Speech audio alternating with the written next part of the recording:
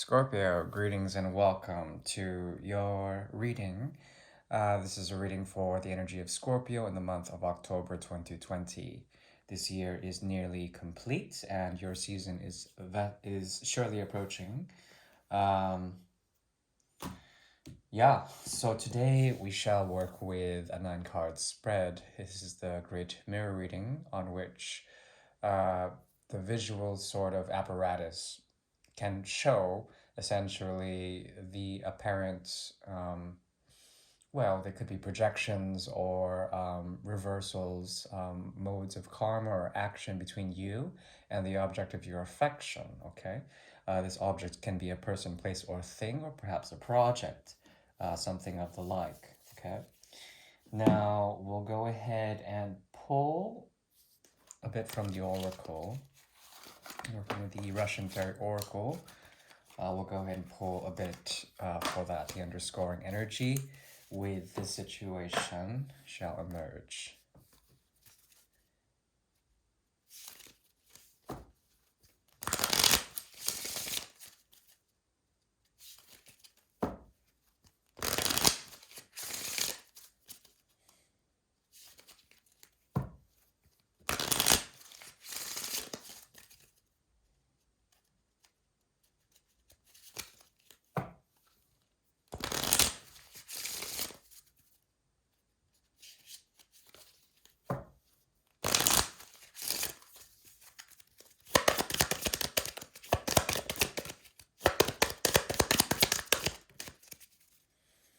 Okay.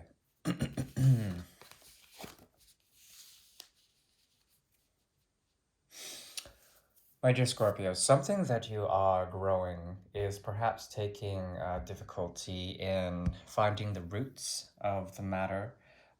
This project or this object of affection, it represents for you something that grows in very inhospitable places, inhospitable times.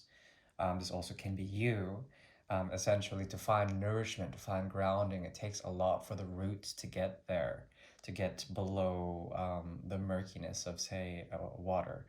It takes quite a bit of effort. But what emerges is a great sense of beauty within this situation. It's not the prettiest thing, but through its ugliness, through its artifice, or perhaps through its ingenuity, there emerges something very beautiful from the situation. Now, also, there is interesting a twist of fate, something of an ill nature when it comes to this, and your sort of situation in it feels as if you've been handed the wrong cards, and perhaps there's something that you are potentially observing within this whole situation, trying to discern and trying to find the truth of the matter. But it seems veiled either in mystery or in some sort of universal force that is keeping you from reaching for your lily, your thing that grows in ridiculous circumstances. Okay, that is what I'm seeing. As far as advice goes, you must come into power and listen to the counsel of others, especially listen to what is trying to be told to you. Um, Over great distances, there are voices, and perhaps these voices can guide you. Um, this will bring you to a sense of empowerment, okay? But counsel is here as well as royalty is here within the situation if you are open to it, okay?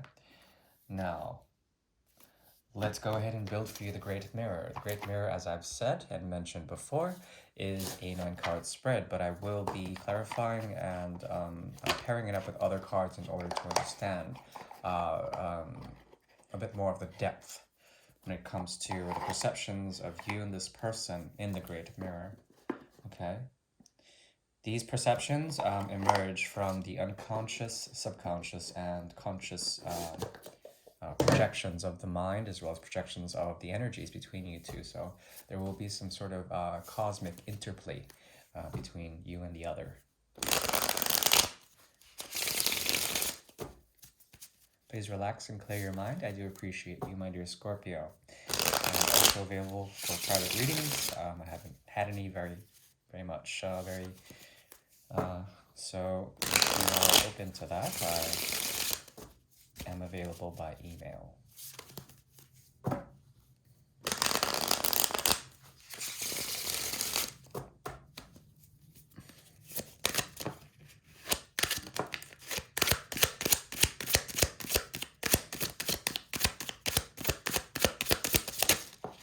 Oof, that's enough. Okay, this is a very strong undercurrent here. Um, I'll just place these on the side.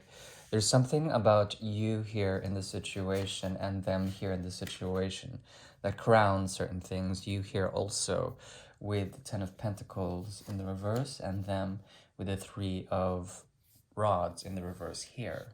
They also come across as having to deal with uh, a lot of Cancerian energy, moon energy in the form of pentacles. They're devoted to something and negotiating a way to give away something, okay? They're very much stagnant, stuck, a lot of fixed and slow energy, slow movement, and perhaps they're doing so out of a type of wisdom that comes in the form of devotion, an offering of some sort that they seem to not be able to give, especially to their external world outside of the situation. On your end, what crowns is essentially the King of Swords combined with the Three of Swords, a very cold and exacting tongue here that you may be equipped with. Not only that, a lot of thoughts, or perhaps thoughts weighing heavy on the crown. That is your higher self, or perhaps your intellectual self, has a tendency to be very sharp, to very cold in the situation, and perhaps a great deal of thoughts and meditations has gone into this in order to discern why there was a great deal of pain or some sort of sacrifice here involved in the situation. Both you and them are dealing with terms of agreement when it comes to sacrifice, empowerment. Yours based more on truth and communication and a cold and exacting approach to the situation. Theirs on the negotiation of where they stand financially as well as where they sit and make their offering from a position of sitting. Okay. Now, what is underscoring here is the energy of the Ten of Pentacles and Uranus in the reverse.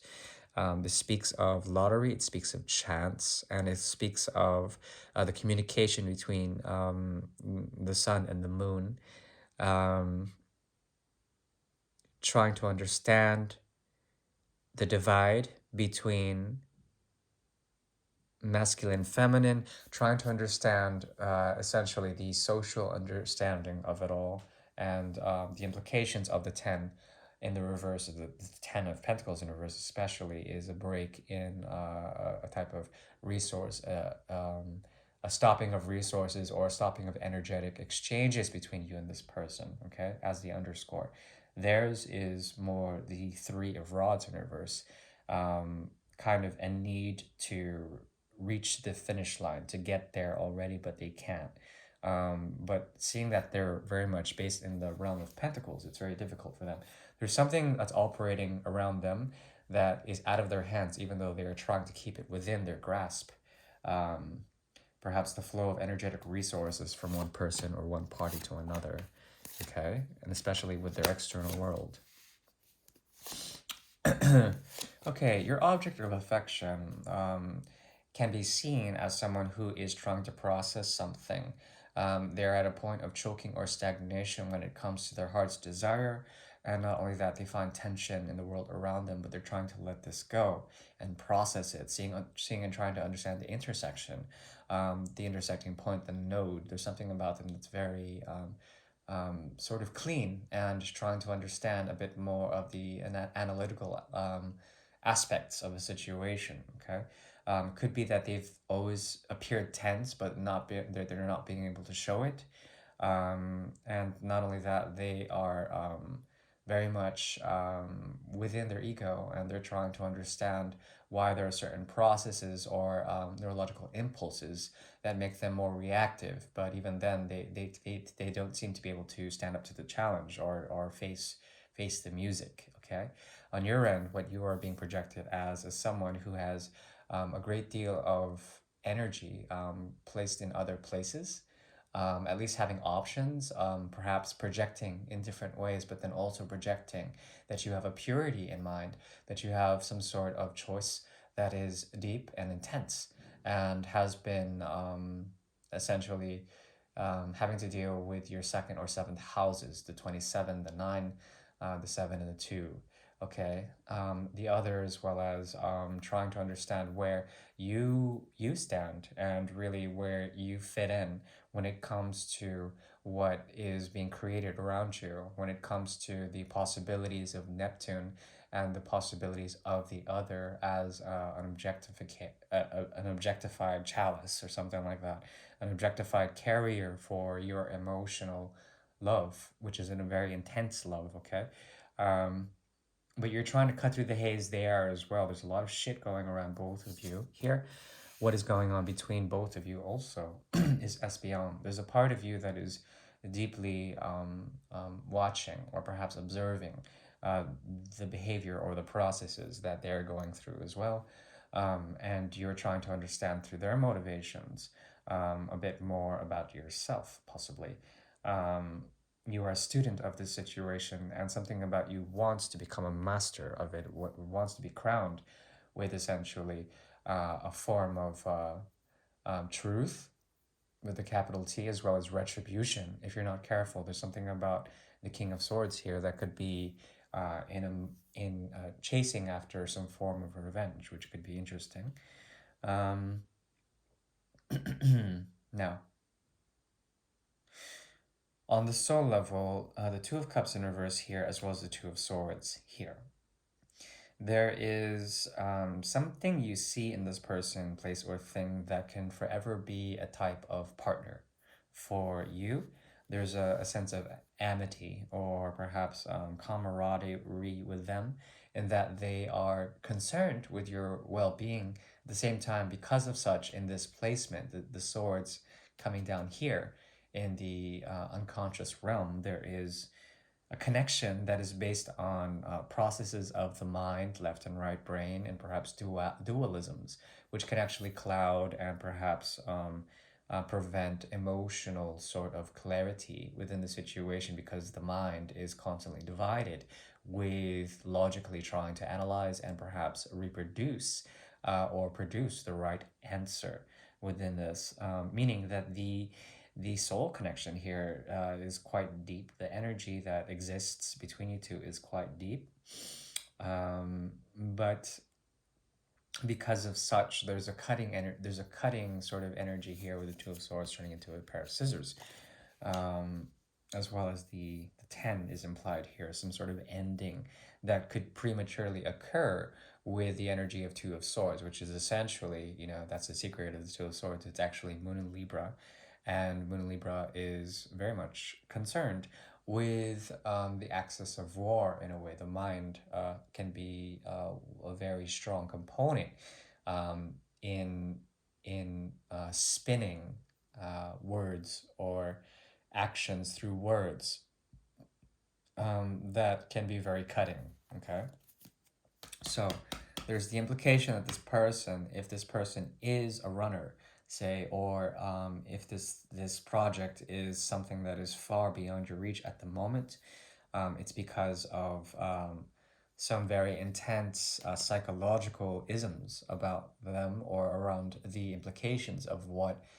this entity is doing. Okay, between you two here, there is jour, daytime.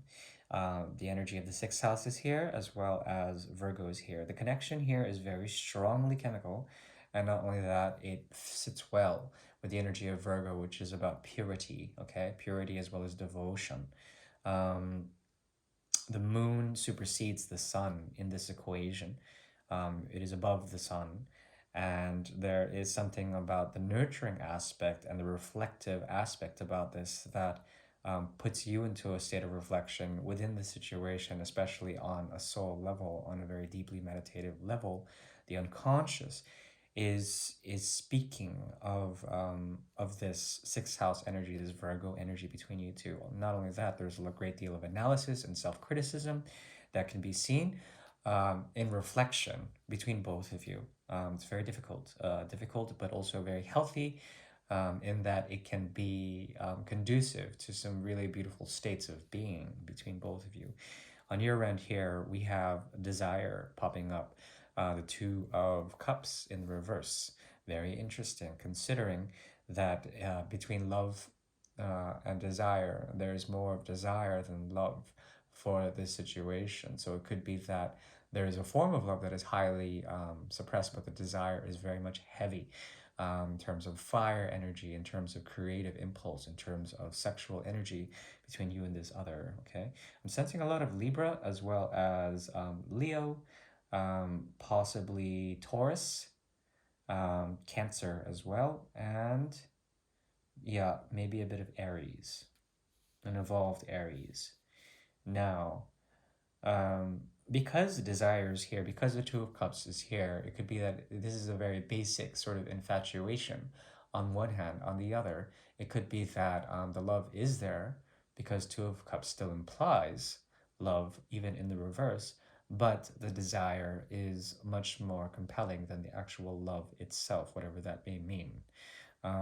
The connection itself is based on nurture, so there's a lot of emotion here, a lot of water, because we have the moon superseding the sun, we have the Two of Cups as well, the Two of Swords. There's an implication of water within the Two of Swords as well. Very intense. But because of this, I think there's a lot of fear and perhaps imbalance and trying to balance through the other some certain things. And once you deal with the element of desire, it becomes pure fire, and that's really hard to balance. Fire, it's hard to balance fire. It tends to burn uncontrollably, especially when it's very intense, and I think it is here. Now, on the magical realm, we have here on your end the Knight of Swords. There's something about you that wants to remain ignorant, or perhaps um, does not want to listen or make communication, even though you are interested on a conscious level. This represents a situation of a lot of memory as well as a lot of tribulation that is trying to be forgotten in a way. But at the same time, there is something about you that no longer wants to communicate. Here as well, we have Mercury in the reverse with the Two of Pentacles. Um, Perhaps this person is trying to search for some form of new beginning, but when they do, they feel more abandoned than ever. There's also a possibility that they lose a sense of their stability. If they do, then there is the question of why. Um, Not only that, there is the intention to find some sort of mercurial or perhaps um, initiatory sort of rite of passage. And they seem to be getting close, but the energy of Mercury is very wild and untamed at this point, and hard to juggle and hard to balance for them. What they intend to do is to have some sort of new beginning, okay? But it's very interesting because what's crowning is like a higher story, a higher lesson, a higher sort of understanding that you have to give someone a taste of their own medicine on one end, and then they have to sort of feel the karmatic sort of results of whatever they're dealing with in their external world. What emerges between you two, and the challenge with this is, yes, the chemical interaction, the structures that be that are reprimanding both of you from not actually enjoying the fruits of such a strong connection. Very strong. Um, we have here the force majeure, which is on the side. Force majeure is, of course, the energy of Capricorn and the Saturnian sort of impulse that comes from reactions and trying to break free through rebellion, trying to break free and get out of certain structures or modes that are terribly intoxicating or binding. Okay, the heaviness needs to leave, but that's the challenge because Saturn is also going direct again, which is potentially a good thing considering Saturn is already naturally a slow mover. So there could have been a lot of stagnation. Capricorn energy is strong here, as well as Aquarius and Sagittarius here with Le Prétral, which has to do with premeditation, as well as the understanding of a bit more of the esoteric realm, or perhaps the implications of Sagittarius, the ninth house. Okay, the ninth house has to do with devotion, religiosity, dogma, as well as secrets of alchemy and higher learning, higher understanding through patience and understanding and growth. Okay, because it's in reverse, there's something here that cannot be repaired. And because of such, new beginnings are being sought elsewhere, especially for you to understand your own place in society. Theirs to no longer wait for a certain platform to emerge. I think because what crowns between you two is a feeling of running and chasing. You running, they chasing, or rather the other way around, you chasing, they running. There's something about the complexity here that reminds me of a story that has to do with great lessons. Okay, if the energy of Saturn is here as well as Jupiter here, in the outcome, what happens between you two is this feeling that there's not enough patience to truly break free from the bond. I think both of you want to break free and become completely amicable in some sort of way, to no longer have division between you because one might say to the other that you don't want anything to be between you two anymore. But the irony is that that's the trick, isn't it? Because if there's an obstacle between two people, you wouldn't want that obstacle between you two anymore.